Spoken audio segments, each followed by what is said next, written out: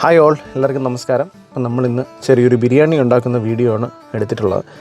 അപ്പം അതിനായി ആദ്യം നമ്മളൊരു ഫ്രൈ പാൻ വെച്ച് അതിലേക്കൊരു 3 ടേബിൾ സ്പൂൺ നെയ്യ് നമ്മൾ ഒഴിക്കണം. അതൊന്ന് ഉരുകി അലിഞ്ഞതിന് ശേഷം നമ്മൾ കുറച്ച് എണ്ണ ഓൾസോ ഒഴിക്കണം. അപ്പോൾ നെയ്യ് ഏകദേശം ഉരുകിയിട്ടുണ്ട്. അപ്പം 3rd സ്പൂൺ നെയ്യ് ഇട്ടപ്പോൾ അതൊരു ശകലം കട്ടി ആയത് കാരണം ഗ്യാസിലൊന്ന് ഡയറക്റ്റ് ചൂടാക്കി അത് ഒഴിച്ചു. പിന്നീട് ഞാൻ പറഞ്ഞ പോലെ കുറച്ച് എണ്ണയും കൂടെ അതിനകത്ത് ഒഴിച്ചു. വെളിച്ചെണ്ണയാണ് നമ്മൾ ഒഴിച്ചത്.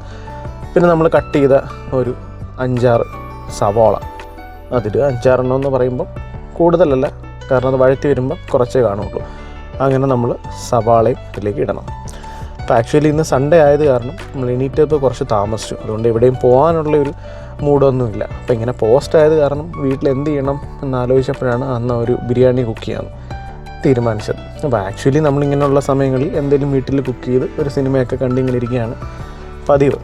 അപ്പോൾ നമ്മൾ വഴറ്റി സവാള ഒരു ബ്രൗൺ കളറാക്കുന്നവരെ നമ്മൾ ഇളക്കി. അങ്ങനെ ഇളക്കിയതിന് ശേഷം നമുക്ക് അതിൻ്റെ മുകളിലേക്ക് ബാക്കി ഇൻഗ്രീഡിയൻസൊക്കെ ആഡ് ചെയ്യാം. അപ്പോൾ സവാള പറഞ്ഞ പോലെ ഏകദേശം വഴറ്റി കഴിയാറായിട്ടുണ്ട്. ഒരു കുറച്ചുകൂടെ ബ്രൗൺ ആവുന്നവരെ നമ്മൾ അത് വഴറ്റി കൊടുക്കണം. അങ്ങനെ വഴറ്റി കഴിഞ്ഞതിന് ശേഷം നമ്മൾ കഴുകി ക്ലീൻ ചെയ്ത് വെച്ചിരിക്കുന്ന ചിക്കൻ നമ്മൾ ഏകദേശം ഒരു 6 to 7 പീസസ് ആണ് എടുത്തിരിക്കുന്നത്. നമ്മൾ 2 ആളുകളേ ഉള്ളൂ. അപ്പോൾ അതിനനുസരിച്ച് ഒരു 6 to 7 പീസ് എടുത്തു. അതും ഈ സവാളയുടെ മുകളിലേക്ക് ഇട്ട് ജസ്റ്റ് ഒന്ന് ഇളക്കണം. അപ്പോൾ ഇതിലേക്ക് കൂടുതൽ ഇൻഗ്രീഡിയൻസ് ഇടാനുണ്ട്. അപ്പം ഇതെല്ലാം കൂടെ ലാസ്റ്റിൽ ഇളക്കിയാൽ മതി. പക്ഷേ എൻ്റെ ഒരു സാറ്റിസ്ഫാക്ഷന് വേണ്ടിയിട്ട് ഞാനിത് ജസ്റ്റ് ഓരോ ഇൻഗ്രീഡിയൻ്റ് ഇടുമ്പോഴും ഞാനൊന്ന് ഇളക്കി കൊടുക്കും. ജസ്റ്റ് ഒരു സുഖം, അത്രേ ഉള്ളൂ. അപ്പോൾ നമ്മൾ സവാളയും ചിക്കനും കൂടെ ഒന്ന് തിരുമ്മി അതിനുശേഷം ബാക്കി നമ്മൾ ഇൻഗ്രീഡിയൻസ് ഓരോന്നായി ആഡ് ചെയ്യണം. നമ്മൾ പച്ചമുളക് മിക്സിയിലിട്ടൊന്ന് അരച്ച് പേസ്റ്റ് പോലെ ആക്കേണ്ട, ഈ ഒരു കൺസിസ്റ്റൻസിയിൽ അരച്ചിട്ട് അതും ഇതിൻ്റെ മുകളിലേക്ക് ഇടണം. അതും തിരുമ്മ. അതിനുശേഷം നമ്മൾ ഇഞ്ചി വെളുത്തുള്ളിയാണ് ആഡ് ചെയ്യേണ്ടത്.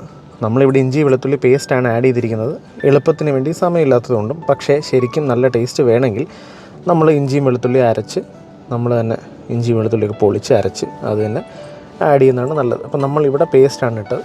വീണ്ടും നമ്മളത് നന്നായി ഇളക്കി കൊടുക്കണം. അങ്ങനെ നമ്മൾ അത് ഇളക്കിയതിന് ശേഷം അതിന് മുകളിലേക്ക് ബാക്കി ഇൻഗ്രീഡിയൻസ് ആഡ് ചെയ്യണം. നമ്മളിവിടെ 1.5 ടേബിൾ സ്പൂൺ ഗരം മസാല, കുറച്ച് മുളക് പൊടി. ഒരുപാട് മുളക് പൊടി വേണ്ട, നമ്മൾ ഓൾറെഡി മുളക് അരച്ചതിട്ടിട്ടുണ്ട്. അതുകൊണ്ട് ഇത്രയും മതി. അതിന് മുകളിലേക്ക് കുറച്ച് മഞ്ഞൾപ്പൊടി, കുറച്ച് തൈര്, മല്ലിയില, പുതിനയില തുടങ്ങിയതൊക്കെ നമ്മൾ ആഡ് ചെയ്യണം. അപ്പം നമ്മൾ തൈര് ഇച്ചിരി കട്ടിയുള്ള തൈരാണ് വാങ്ങിച്ചത്. പുളി കുറഞ്ഞതാണെങ്കിൽ അത്ര നല്ലത്. ഇവിടെ നമ്മൾ കുറച്ച് ടൊമാറ്റോയും കൂടെ ഇടുന്നുണ്ട്. അപ്പോൾ നമ്മൾ പറഞ്ഞ പോലെ ഇത്ര ഇൻഗ്രീഡിയൻസ് ആഡ് ചെയ്തതിന് ശേഷം ഒരു ലെമൺ ഓൾസോ നമ്മൾ സ്ക്വീസ് ചെയ്തതിലേക്ക് ആഡ് ചെയ്യുക. എന്നിട്ട് വീണ്ടും ഞാൻ പറഞ്ഞ പോലെ നന്നായിട്ട് പുരട്ടുക. ഓക്കെ, ഇത് പുരട്ടണം. ഇതൊരു ഹൈലി ടേസ്റ്റി ബിരിയാണി ഒന്നും നമ്മൾ അവകാശപ്പെടുന്നില്ല. നമുക്ക് പെട്ടെന്ന് തട്ടിക്കൂട്ടി ഉണ്ടാക്കാൻ പറ്റിയൊരു ബിരിയാണിയാണെന്ന് ഞാൻ അവകാശപ്പെടുന്നുള്ളൂ. അതിൻ്റെ മുകളിലേക്ക് നമ്മൾ കുറച്ച് ഉപ്പിട്ടു. ആക്ച്വലി ഉപ്പ് നേരത്തെ ആഡ് ചെയ്യാൻ മറന്നു പോയതാണ്. അതുകൊണ്ട് ലാസ്റ്റിൽ ഓർത്തപ്പോൾ ഭാഗ്യത്തിന് ഉപ്പും കൂടെ നമ്മളിട്ടു. എന്നിട്ട് നമ്മൾ സെപ്പറേറ്റ് അത് മാരിനേറ്റ് ചെയ്യാൻ വെച്ചതിന് ശേഷം നമ്മൾ സെപ്പറേറ്റ് ഒരു പാൻ എടുത്ത് അതിൽ വീണ്ടും കുറച്ച് നെയ്യ് ആഡ് ചെയ്യും. നമ്മളിപ്പോൾ ചെയ്യാൻ പോകുന്നത് റൈസിൻ്റെ ഒരു ഹാഫ് പ്രിപ്പറേഷനാണ്. ആ നെയ്യ് ഒന്ന് ചൂടാകുമ്പോഴത്തേക്കും നമുക്ക് കുറച്ച് സ്പൈസസ് ആഡ് ചെയ്യാം. ഏലക്ക, ഗ്രാമ്പൂ, കറുവപ്പട്ട, ബേ ലീഫ് തുടങ്ങിയൊക്കെ നമ്മൾ ആഡ് ചെയ്ത് അത് നന്നായിട്ടൊന്ന് ഇളക്കി കൊടുക്കുക. അങ്ങനെ സ്പൈസസൊക്കെ ഒന്ന് ഇളക്കി വെച്ചതിന് ശേഷം ഒരുപാട് കരിയുന്നതിന് മുമ്പ് നമ്മൾ കഴുകി വെച്ചിരിക്കുന്ന റൈസും കൂടെ നമ്മളതിലേക്ക് ആഡ് ചെയ്യുക. എന്നിട്ടൊന്ന് വറുത്ത് എടുക്കുക. ഈ വറുത്തെടുത്തതിന് ശേഷം കുറച്ച് വെള്ളം ആഡ് ചെയ്യുക. അങ്ങനെ ഒരു കൃത്യ മെഷർമെൻ്റ് ഒന്നുമില്ല. നമ്മൾ യൂഷ്വൽ തിയററ്റിക്കൽ മെത്തേഡ് ഫോളോ ചെയ്ത് ഒരു ഗ്ലാസ് ആയിരിക്കും 1.5 ഗ്ലാസ് വെള്ളം എന്നുള്ള കണക്കിൽ ഒരു 2 ഗ്ലാസ് വെള്ളം നമ്മൾ ഒഴിച്ചു. നമ്മൾ 1 to 1.5 കപ്പ് ഓഫ് റൈസാണ് നമ്മൾ എടുത്തത്. എന്നിട്ട് അതിലേക്ക് നമുക്ക് ആവശ്യത്തിന് ഉപ്പ് ആഡ് ചെയ്യാം. ഒരുപാട് ചൂടാവുന്നതിന് മുമ്പ് ഉപ്പ് ആഡ് ചെയ്ത് കഴിഞ്ഞാൽ നമുക്ക് അതിൻ്റെ ഒരു ഉപ്പിൻ്റെ ഒരു ലെവൽ നമുക്ക് ചെക്ക് ചെയ്യാനും പറ്റും മുമ്പോട്ട് പോകുന്നതിന് മുമ്പ്. അങ്ങനെ നമ്മൾ ഹാഫ് കുക്ക് ചെയ്ത റൈസും ഹാഫ് കുക്ക് ചെയ്ത ചിക്കനും കൂടെ ഒന്നിച്ച് ദമ്മിടാനാണ് ഉദ്ദേശിക്കുന്നത്. നമുക്ക് സൈഡ് ബൈ സൈഡ് 2 ബർണറുള്ള റൈസ് എടുത്ത് ഒരു ബർണറിലേക്കും സൈഡിലെ ബർണറിലേക്ക് നമ്മൾ ചിക്കനും വെച്ചു. ഇത് രണ്ടും ഒരു ഹാഫ് കുക്ക് ആവുന്നവരെ നമുക്ക് വെയിറ്റ് ചെയ്യണം. ആ ഒരു സമയം നമുക്ക് കളയാതിരിക്കാൻ വേണ്ടി ആ ഒരു ടൈമിൽ നമ്മൾ കാഷ്യൂ നട്ടും അതുപോലെ തന്നെ കിസ്മിസും കൂടെ നമുക്ക് നെയ്യിൽ വറുത്തെടുക്കാം. സമയം ലാഭിക്കാൻ വേണ്ടിയിട്ടുള്ളൊരു പരിപാടിയാണ്. അപ്പോൾ അതിലേക്ക് നമ്മൾ കാഷ്യൂ അതുപോലെ തന്നെ കിസ്മിസും കൂടെ ആഡ് ചെയ്യാം. നന്നായിട്ടൊന്ന് ഇളക്കി കൊടുക്കുക. ഇത് ഇളക്കിയതിന് ശേഷം മേ ബി ഒരു 5-6 മിനിറ്റിനകം നമുക്ക് ഹാഫ് കുക്ക്ഡ് റൈസും അതുപോലെ തന്നെ ചിക്കനും റെഡിയാവും. അപ്പോൾ നമ്മൾ ചിക്കൻ ഒരു ഹാഫ് കുക്കായിട്ടുണ്ട്, ഒന്ന് ചെറുതായിട്ടൊന്ന് വെട്ടി തിളയ്ക്കുന്ന പോലെയൊക്കെ കാണാം. അപ്പോൾ ഈ ഒരു ടൈമിൽ നമ്മൾ പാതി വെന്ത അരി ഒരു 50% വെന്താൽ മതി. അത് നമ്മൾ അതിന് മുകളിലേക്ക് ആഡ് ചെയ്ത് കൊടുക്കുക. അങ്ങനെ ഒരു ലെയർ അരി ഇട്ടതിന് ശേഷം നമ്മൾ ബാക്കി വെച്ചിരിക്കുന്ന കുറച്ച് കിസ്മിസ് കാഷ്യൂ വറുത്തത് ഇതിൻ്റെ മുകളിലേക്ക് ഇടണം.